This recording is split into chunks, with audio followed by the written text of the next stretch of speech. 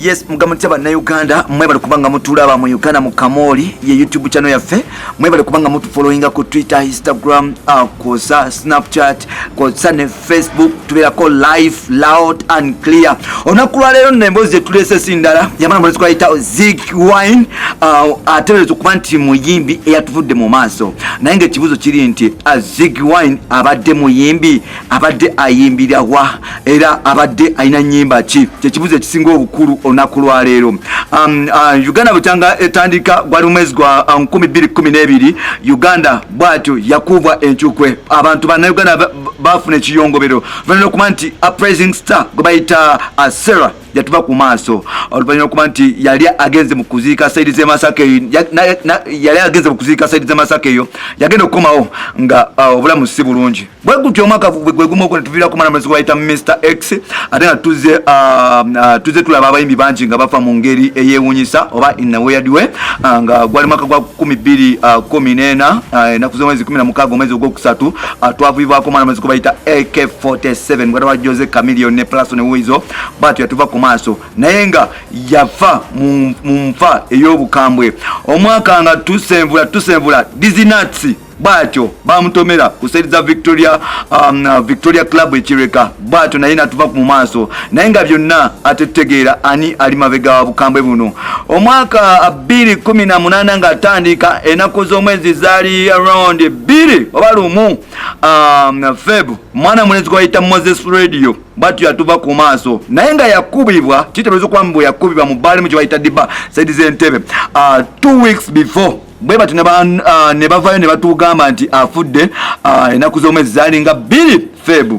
Moze bwatyo n'agenda mu nfa ey'obukambwe bwetyo naye nga olunaku lwa leero ekiri mu Uganda yabadde omuyimbi gwe bayita Ziggy Wine oba abadde ayimbira Firebase mu kibiina kya Firebase of course omuyimbi gwe bayita Ziggy Wine naye ekibuzo kiri nti Ziggy Wine abadde muyimbi oba si muyimbi one gano gemalo getubadde tugezako kwetulula a week before nga tuvudde ubegamba nti family ya Vayo ne gamba nti ombamu wambe tibamulaba compared to other things Bobby Wine bwe bakwata Ashba Kato bwe bakwata ba Ray Superstar ya Vayo olunaku lwennyini lwe babakwata lwa Vayo na announcing nga gamba nti abantu bange babuze bwe bakwata Eddie Mutwe ya Vayo natugamba nti omuntu wange abuze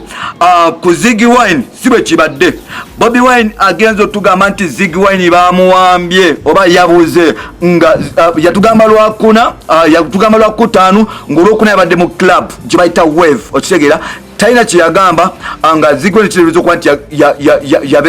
yabeera mu bwambo kumala weeks 2 nga all Bobby Wine are serious Bobby Wine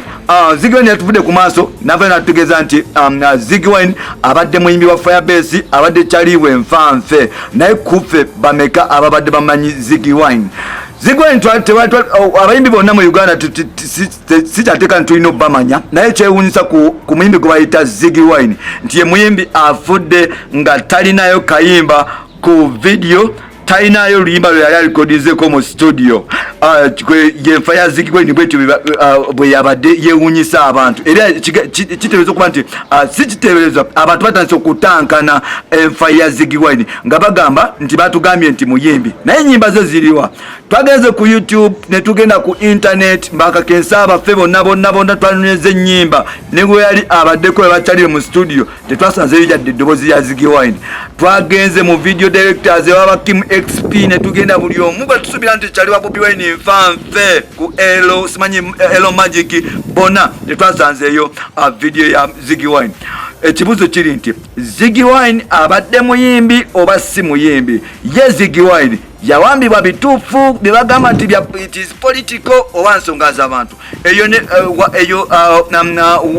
emboozi tugenda gyegattako mu maaso awo tugenda kubanga tubawa details step by step kyenkusaba nti wekumire ku guno omukutu gwe bayita Uganda mu Kamoli tukuletera ebintu ebyenjawulo follow us on Facebook, Twitter, Instagram, Snapchat tunabanga ebintu bifuna teweerabe kubanga osubscribinga ku channel ogamba ne bakyaliibo emitalo w'amayanja buli muntu ali mu nsi yonna nga munnayuganda nga nyumira entertainment industry ya Uganda ajje omugambe nti subscribe to Uganda Mukamoli onaba otufuna live loud and clear mawulire tugaleeta mu bungi nsigadde ntambi Jimzo Maxod Junior.